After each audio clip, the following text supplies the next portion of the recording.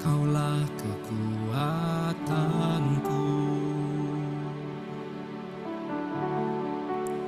Engkaulah harapanku. Tak ku andalkan kekuatanku saat hadapi badai hidupku. Kaulah kekuatanku,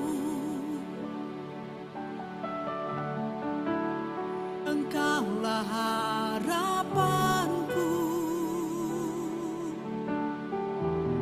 Tak ku andalkan kekuatanku saat hadapi badai hidupku. Ku percaya Engkau Tuhan berkuasa, Engkau sanggup memulihkan hidupku. Dalam tangan-Mu ku serahkan seluruh hidupku. Tiada yang mustahil bagi-Mu, Yesusku.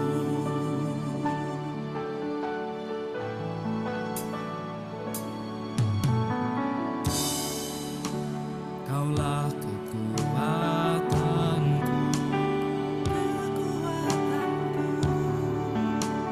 Engkaulah harapanku. Tak ku andalkan kekuatanku saat hadapi badai hidupku. Ku percaya Engkau Tuhan berkuasa, Engkau sanggup memulihkan hidupku.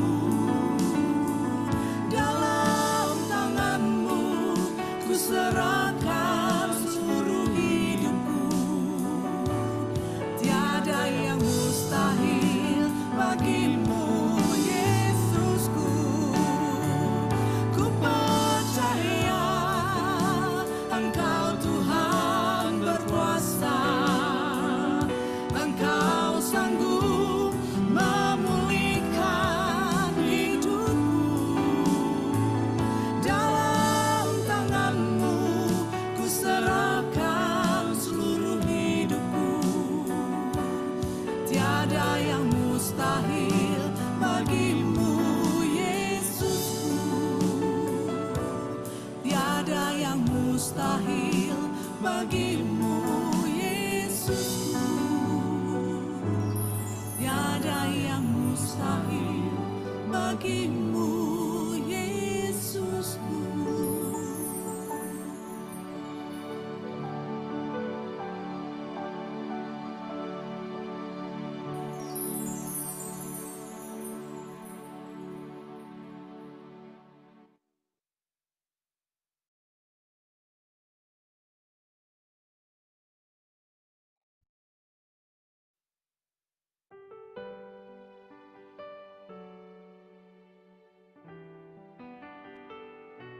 Percaya Tuhan berkuasa, Engkau sanggup Tuhan. Pagi hari ini kami bersyukur hadirat Tuhan ada di tengah kehidupan kami. Engkau sanggup, Engkau berkuasa menjadikan segala yang tidak ada Tuhan menjadi ada oleh karena Engkau pencipta. Engkau Tuhan yang menjadikan segala sesuatu menurut kekayaan dan kemuliaan di dalam Kristus Yesus.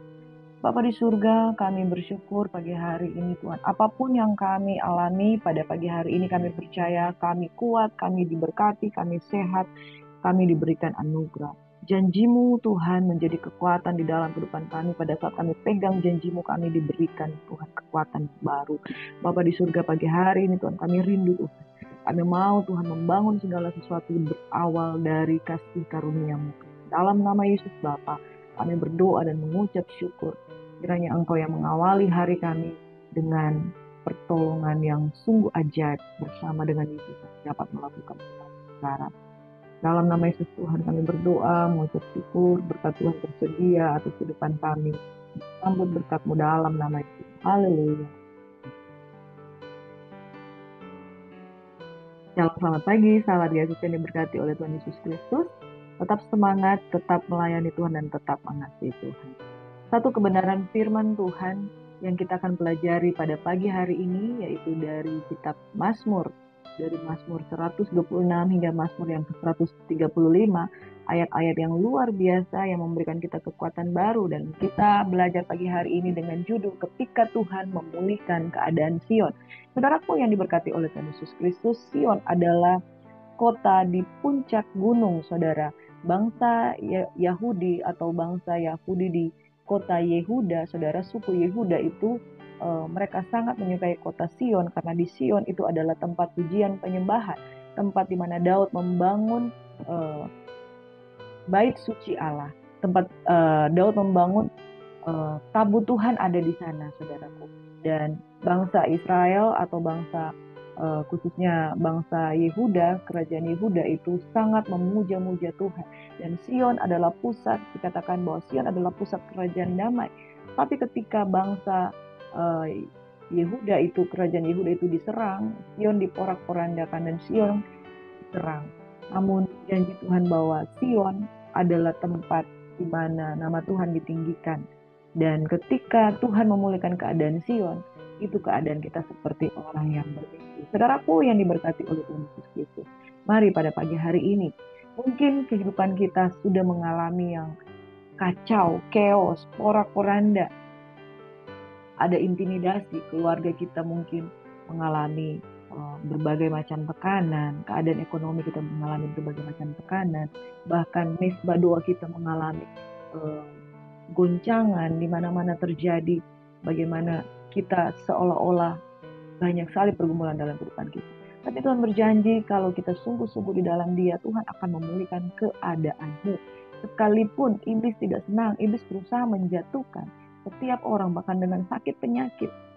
Dia membuat orang mengalami kekhawatiran, ketakutan, tapi Tuhan memulihkan keadaan kita. Saudaraku yang diberkati oleh Tuhan Yesus Kristus, jikalau bukan Tuhan yang membangun rumah, sia-sialah orang yang membangunnya. Jikalau bukan Tuhan yang mengawal kota, sia-sialah pengawal berjaga-jaga. Bangsa Israel dan juga bangsa Yahudi, atau kita percaya bahwa ini bangsa pilihan Tuhan. Ketika mereka setia dengan Tuhan, maka perlindungan Tuhan ada di dalam mereka. Tapi mereka ketika tidak setia dengan Tuhan, maka pagar perlindungan mereka itu diserang oleh bangsa-bangsa di luar dari bangsa Yahudi. Saudaraku yang diberkati oleh Tuhan Yesus Kristus, pertahanan manusia terbatas. Pertahanan manusia sewaktu-waktu bisa runtuh. Pertahanan manusia sewaktu-waktu bisa goyah. Iblis datang untuk mencuri, membunuh, dan membinasakan. Dia curi damai sejahtera kita, dia curi sukacita kita, dia curi kesetiaan kita. Dan kemudian sedapat-dapatnya kalau ada celah yang terbuka, dia akan masuk, dia porak-porandakan, dan kalau bisa dibinasakan. Saudaraku yang diberkati oleh Tuhan Yesus Kristus, rumah tangga yang dibangun tanpa Tuhan itu akan mudah hancur. Rumah tangga yang dibangun tanpa ada Kristus di tengah-tengahnya, yang ada adalah bangun pagi bertengkar, siang persoalan makan minum pakai bisa bertengkar, malam ketika mau tidur bertengkar, karena tidak menghadirkan Yesus Kristus sebagai Tuhan penolong dan menjadi dasar di dalam sebuah kehidupan pernikahan. Saudaraku yang diberkati oleh Tuhan Yesus Kristus, masa-masa pacaran adalah masa yang paling indah. Tetapi ketika kita masuk di dalam lembaga pernikahan, dalam perkawinan, ketika dua orang yang berbeda latar belakang, suami dengan beda latar belakang suku, beda latar belakang keluarga, beda latar belakang pendidikan, beda latar belakang pekerjaan. Suami dan istri yang dulunya waktu pacaran itu romantis, harmonis, satu dengan yang lain. Tapi ketika menikah, ada begitu banyak perbedaan yang muncul, saudara.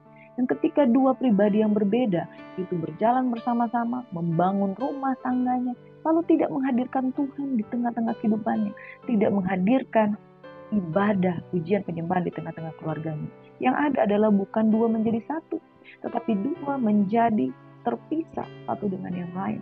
Saudaraku, ketika kita memulai segala sesuatu yang kita bangun di dalam sebuah mahligai pernikahan, kita sangat membutuhkan kehadiran Tuhan ada di sana. Saudara, jangan pernah engkau membangun sesuatu dan tidak melibatkan Tuhan di sana. Apalagi membangun rumah tangga. Saudara yang diberkati oleh Tuhan Yesus Kristus, ada satu istilah yang berkata seperti ini.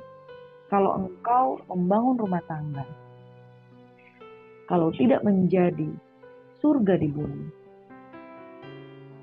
kalau tidak menghadirkan Tuhan, akan menjadi neraka di bumi. Mengapa, saudara? Karena orang yang paling berdekatan, yang paling bergesekan dengan kita itu adalah pasangan hidup kita. Pasangan hidup kita, belum lagi ditambah anak. Kebutuhan ekonomi yang kemudian menjadi masalah demi masalah yang kemudian menumpuk.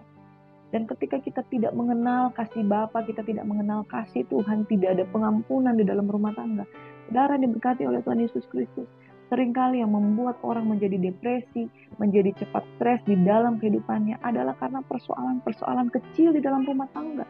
Rumah tangga itu bisa bertengkar hanya karena persoalan suami meletakkan handuk basah di atas tempat tidur.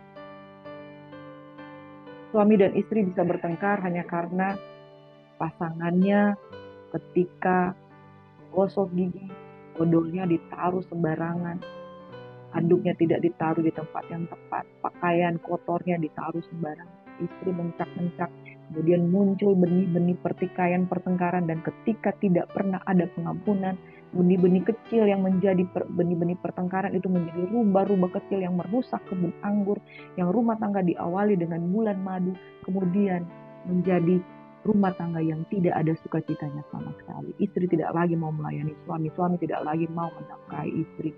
Dan saudara, rumah tangga yang dibangun dengan biaya yang ratusan juta ketika mereka menikah, dengan prewedding yang megah, dengan sewa gedung catering, dengan segala foto-foto yang indah dan meriah, itu cuma di awal-awal saja pernikahan.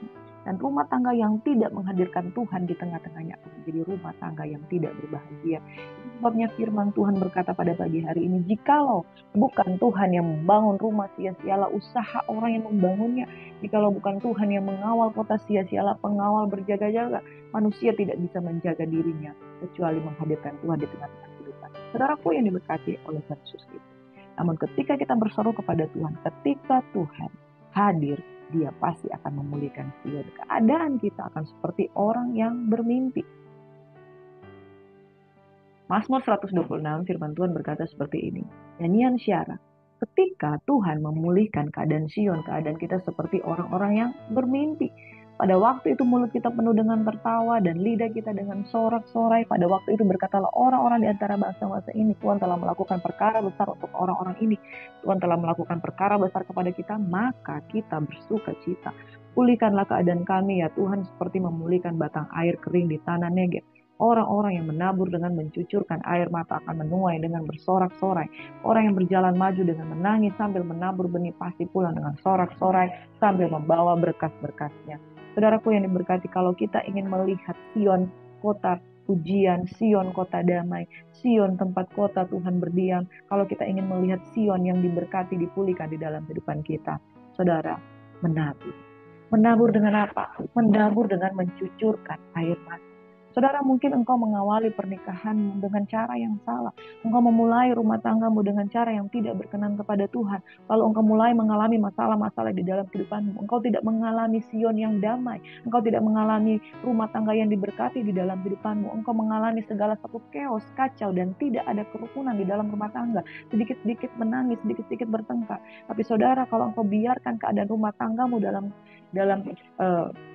keadaan yang sama seperti ini tahun demi tahun, ketika engkau melewati tahun baru dengan komitmen yang baru, engkau tidak mencapai progres apa-apa karena engkau tidak mau start kembali dari nol. Mulai lagi dari nol. Saudara, mulai lagi dari nol dengan apa?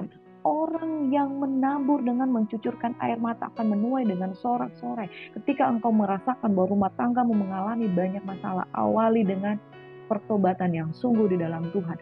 Awali dengan starting point dengan berkata, Tuhan, engkau hadir di tengah-tengah kehidupanku. Aku mau bayar harga untuk rumah tanggaku. Mungkin suamiku tidak mau mengalah. Mungkin istriku tidak mau mengalah. Mungkin anak-anakku tidak mau mengalah. Mungkin segala sesuatu kelihatannya kacau dan tidak bisa dipulihkan. Tapi aku mau. Aku mau rumah tanggaku ada kehadiran Tuhan. Aku mau sekalipun berat, sekalipun egoku harus kutanggalkan, sekalipun segunung masalah itu harus aku bayar harga untuk segala sesuatu. Mungkin aku harus minta maaf kepada orang-orang tertentu. Mungkin aku harus merendahkan diri untuk meletakkan gengsiku kepada orang-orang yang aku benci, orang yang membenci aku. Saudara, ada harga yang harus dibayar untuk sebuah pemulihan yang terjadi di kota Sion. Saudaraku yang diberkati oleh Tuhan Yesus Kristus. Kalau engkau mau melihat keadaanmu seperti orang yang bermimpi, bahwa masalahmu yang dulu seabrek-abrek itu banyaknya, engkau mau melihat masalahmu itu mengalami pemulihan demi pemulihan di dalam hidupmu, mulailah dengan menabur. Mulailah dengan mencucurkan air mata. Mulailah menggunakan lututmu. Mulailah menggunakan segala upaya untuk mencari Tuhan. Mulailah melakukan segala acara untuk mengabaikan gengsimu. Gengsimu untuk ya kadang orang itu kadang sombong, mau datang mau dipulihkan, tapi nggak mau merendahkan diri untuk sungguh-sungguh datang kepada Tuhan. Mau pergi ke ibadah, dia gengsi karena biasa di night club, biasa melakukan hal-hal yang curang, biasa melakukan hal-hal yang menurut pandangan dunia itu, menurut pandangan dunia orang menertawakan kalau mau datang kepada Tuhan. Saudara, kalau kita tidak pernah mengawali dengan menabur dalam hidup ini, bayar harga, sekalipun mungkin kita seolah-olah dipermalukan, karena kita mau mengambil bagian merendahkan hati, mau mengambil bagian merendahkan diri, ego kita yang selama ini merasa diri benar, ego kita yang selama merasa bahwa ini jalan yang saya ambil ini yang paling benar. Nah, ego di sini kita harus singkirkan. Ada air mata, ada pengorbanan, ada juga cucuran keringat dan darah, dan mungkin saudara, ketika kita mau mengubah jalan hidup kita, ada harga yang harus dibayar. Tetapi ini sepadan, karena keadaan kita seperti orang yang bermimpi. Meninggalkan masa lalu itu tidak semudah membalikkan telapak tangan, menghilangkan kebiasaan, menghilangkan bagaimana cara kita menangani masalah yang setiap kali menangani masalah itu emosi. Saudara, tidak mudah, tapi Tuhan akan memberikan kita kekuatan. Saudaraku yang diberkati oleh Tuhan Yesus, pada pagi hari ini, kiranya Tuhan memberikan kekuatan untuk tanggalkan ego, tanggalkan segala kesombongan, tanggalkan segala rasa malu, tanggalkan segala berat hati untuk melangkah. Dan saudara, mungkin selama ini engkau tidak mengalami pemulihan karena gengsi yang begitu besar. Mungkin selama ini engkau tidak mengalami pemulihan dengan suamimu karena engkau sulit untuk berdamai. Engkau sulit untuk membuka diri. Engkau sulit mau dipeluk. Engkau sulit untuk memberikan pengampunan kepada orang lain. Ada harga yang harus dibayar kalau kita mau melihat perubahan terjadi di dalam kehidupan kita. Menabur. Setiap orang punya kapasitas menabur beda-beda. Menabur bisa uang, menabur bisa air mata, menabur bisa jerih payah, menabur bisa kebaikan hati. Saudaraku yang diberkati oleh Tuhan Yesus Kristus, kenalilah benih apa yang Tuhan inginkan untuk engkau tabur di awal-awal engkau mau terjadi pemulihan dalam hidup. Saudara, kalau hari ini engkau mendengarkan firman, mulailah menabur, mulailah bayar harga, mulailah melakukan segala sesuatu yang mungkin engkau berat untuk melakukan. Tapi percayalah, ada berkat di balik taburan. Kalau engkau berani menabur, pulang pasti membawa berkat-berkat. Pulang pasti dengan sukacita, menuai dengan berkat-berkat yang luar biasa. Bahkan saudara, kalau berat untuk menabur dalam hal finansial, ketika kita belajar untuk menabur, kita akan melihat berkat-berkat Tuhan akan dilimpahkan. Amin. Ada berkat di dalam menabur, mulailah untuk menabur, dan sukacita Tuhan itu akan menjadi perlindungan dalam hidupmu. Yang kedua, saudara, di dalam Mazmur 127, nyanyian Syiara Salomo. Jikalau bukan Tuhan yang membangun rumah, sia-sialah orang yang membangunnya. Jikalau bukan Tuhan yang mengawal kota, sia-sialah pengawal berjaga-jaga. Sia-sialah kamu bangun pagi-pagi dan duduk-duduk sampai jauh malam, dan makan roti yang diperoleh dengan susah payah, sebab ia memberikannya kepada yang dicintainya pada waktu tidur. Saudaraku yang diberkati oleh Tuhan Yesus Kristus, ada berkat bagi orang yang melibatkan Tuhan. Kalau saudara ingin melihat Sion dipulihkan, saudara, membangun segala sesuatu bersama dengan Tuhan. Kenapa Salomo berkata seperti ini? Sebab dia mengalami bagaimana pertolongan Tuhan ketika dia membangun bait suci. Dia memulainya bersama dengan Tuhan. Dia memulai bersama ayahnya yang menyediakan segala sesuatu, dan kemudian Tuhan memberkati Salomo, dan kemudian menyiapkan segala sesuatu. Bagaimana Tuhan membangun bait suci melalui tangan Salomo, itu pekerjaan roh, pekerjaan yang luar biasa. Saudara, kalau kita mau melihat pekerjaan roh terjadi di dalam kehidupan kita, tentunya harus melibatkan Tuhan. Melibatkan Tuhan di dalam bisnismu, melibatkan Tuhan di dalam usahamu, di dalam pendidikanmu, di dalam pekerjaanmu, di dalam pelayananmu. Libatkan Tuhan dan taruh dia di depan. Awali segala sesuatu dengan Tuhan. Orang yang melibatkan Tuhan, pasti apa yang dia bangun Tuhan akan selesaikan pada akhirnya. Kalau kita bangun pagi-pagi, duduk sampai jauh malam dan makan roti dengan bersusah payah, saudara, sia-sia. Sedangkan orang-orang yang datang kepada Tuhan, yang setia dengan Tuhan, yang membangun segala sesuatu bersama dengan Tuhan, tidur pun dia diberkati. Ia memberikan kepada yang dicintainya pada waktu tidur. Saudara, bahkan orang-orang yang tidur diberkati karena mengandalkan Tuhan dan melibatkan Tuhan di dalam kehidupan. Saudara, jangan biarkan rumah tanggamu tidak melibatkan Tuhan. Jangan biarkan keputusan-keputusan finansialmu tidak melibatkan orang yang melibatkan Tuhan di dalam hidupnya. Bahkan ketika tidur, dia pun diberkati. Artinya bukan tidur-tiduran dan tidak melakukan aktivitas apa-apa.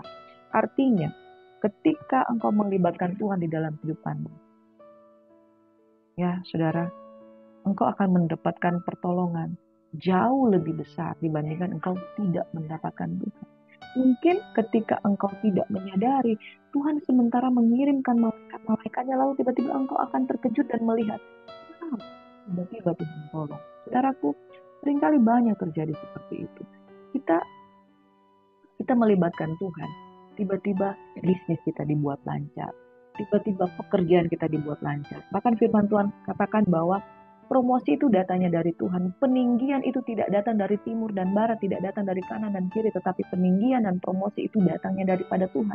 Ketika engkau setia saja melakukan pekerjaanmu, melakukan dengan kejujuran, integritas, dan kebaikan, fokus dengan Tuhan, tiba-tiba engkau dipromosikan Tuhan. Saudara, itu terjadi di dalam kehidupan pekerjaan saya secara pribadi. Saya hanya melakukan yang terbaik, tiba-tiba promosi itu datang daripada Tuhan. Nah, saudaraku yang diberkati, itulah berkat pada waktu orang tidur. Artinya dia nyaman, dia tenang. Orang yang bisa tidur karena orang itu punya kedamaian. Orang yang gak bisa tidur karena dia gak bisa nyaman dalam hidupnya. Tapi orang yang tertidur karena dia mengalami kelegaan, dia bisa tidur dengan nyaman, dia gak pusing dengan masalah-masalahnya, dia bisa tidur, bangun, dia diberkati. Saudara, ada berkat bagi orang yang melibatkan Tuhan. Kalau engkau mau melihat Sion, kota damai itu dipulihkan, izinkan Tuhan terlibat di dalam segala apapun yang urusan yang kau lakukan. Amin. Yang ketiga, Mazmur 133, ada berkat di dalam kesatuan. Nyanyian Syara Daud, sungguh alangkah baiknya dan indahnya apabila saudara-saudara diam bersama dengan rukun. Seperti minyak yang baik di atas kepala meleleh ke janggut, yang meleleh ke janggut Harun dan ke leher jubahnya. Seperti embun gunung Hermon yang turun ke atas gunung-gunung Sion. Sebab di sanalah Tuhan memerintahkan berkat kehidupan untuk selama-lamanya. Saudara, kalau kita mau melihat Sion diberkati, kota yang diberkati oleh Tuhan adalah kota di mana ada kesatuan. Sungguh alangkah indahnya dan alangkah baiknya apabila saudara-saudara diam bersama dengan rukun. Saudara, minyak yang baik di atas kepala, meleleh ke janggut Harun dan ke leher jubahnya. Kemudian ke jubah dan sampai ke mata kaki. Seperti embun gunung Hermon turun ke atas gunung Sion. Senalah Tuhan memerintahkan berkat kehidupan untuk selamanya. Saudara, berbicara tentang kesatuan itu dimulai dari kepala. Kepala gereja adalah Kristus. Kepala dalam rumah tangga adalah suami. Kalau suami sebagai kepala diletakkan kepada tubuh, yaitu jemaat, atau tubuh itu yaitu rumah tangganya, istri dan anak-anaknya. Ketika kesatuan, kepala suami memerintah, kemudian secara hierarki bukan memerintah tetapi menjadi kepala. Saudara, strukturnya adalah kepala dan kemudian istri dan anak-anak itu menopang suami. Saudara, itu akan menjadi satu kesatuan yang indah dan luar biasa. Dan kalau tubuh itu selalu menolak kepala, selalu menolak ide-ide dari kepala, saudara, itu tidak akan terjadi. Ada berkat pemulihan terjadi ketika rumah tangga itu bukan saja bukan saja menabur, melibatkan Tuhan, tapi ada kesatuan, spirit rumah tangga yang dibangun di dalam Tuhan. Itu spiritnya nyata ketika ada kesatuan. Suami dan istri itu tidak akan betah berlama-lama berbeda pendapat, tidak akan betah berlama-lama bertarak, tidak akan betah berlama-lama terpisah secara finansial. Saudaraku yang diberkati, dalam kesatuan dimulai dari kesatuan yang terkecil itu keluarga, suami dan istri, suami, istri dan anak-anak. Kemudian masuk ke dalam lingkungan yang lebih besar, di dalam kehidupan bersama gereja Tuhan. Kemudian satu kota, satu bangsa. Di dalam kesatuan itu ada kerukunan. Saudara yang diberkati, kalau saudara tinggal di dalam satu rumah, terus di dalam rumah itu damai, tidak ada percekcokan, tidak ada pertengkaran, ada pertengkaran pun segera diselesaikan, saudara akan menikmati. Gak usah jauh-jauh berkat jasmani. Damai itu, saudara tidak bisa beli di toko damai. Damai itu merupakan kunci berkat. Makanya kalau ada kesatuan, itu berbicara soal kedamaian, itu berbicara penerimaan, itu berbicara soal bagaimana rumah tangga itu dibangun dengan satu komunikasi yang sehat. Boleh beda pendapat, tetapi kemudian bisa saling menerima. Saudara yang diberkati, kalau kita mau melihat Sion, kota damai itu dipulihkan, ada berkat terjadi di dalam kesatuan hati. Rumah tangga yang dibangun di dalam Tuhan, rumah tangga yang mau menabur di dalam air mata. Menabur saudara. Kalau saudara mau melihat kedamaian dalam rumah tangga, tabur dengan air mata. Berdoa, bayar harga supaya anak-anakmu mengalami pemulihan. Dan kalau rumah tangga ada kesatuan, istri mengasihi suami, suami mengasihi istri, istri tunduk kepada suami, dan anak-anak mendengarkan orang tuanya, papa mamanya, itu luar biasa. Saudaraku, suami saya adalah suami yang tegas. Dia selalu mengatakan istri harus tunduk, anak itu harus mendengar. Saudara, itu proses terjadi bukan dengan 1-2 hari. Proses itu terjadi bagaimana saya belajar untuk menundukkan diri sampai hari ini masih belajar. Karena pikiran ini, logika perempuan ini, multitasking, punya kemahiran, kepintaran, merasa diri benar, itu ada di dalam diri wanita.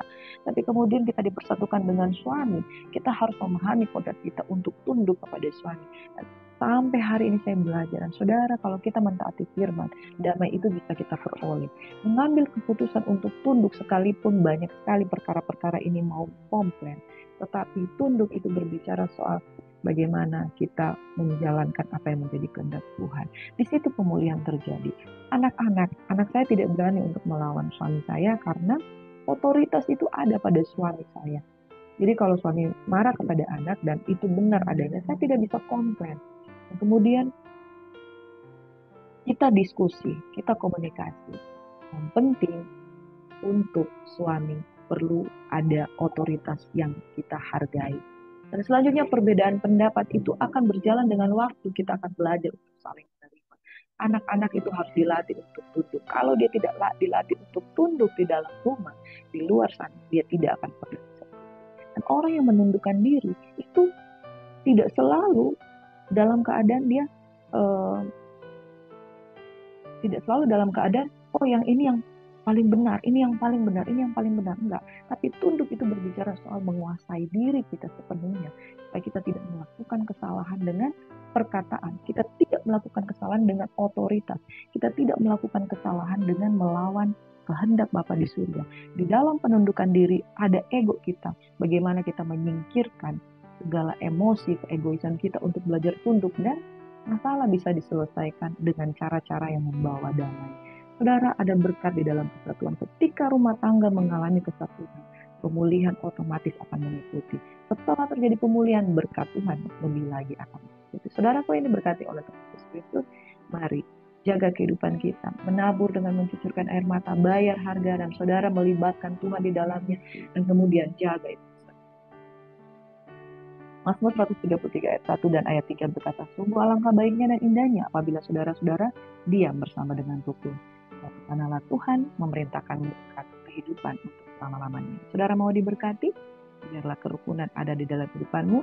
Hadirkan Tuhan. Jangan lupa, ada harga yang harus dibayar.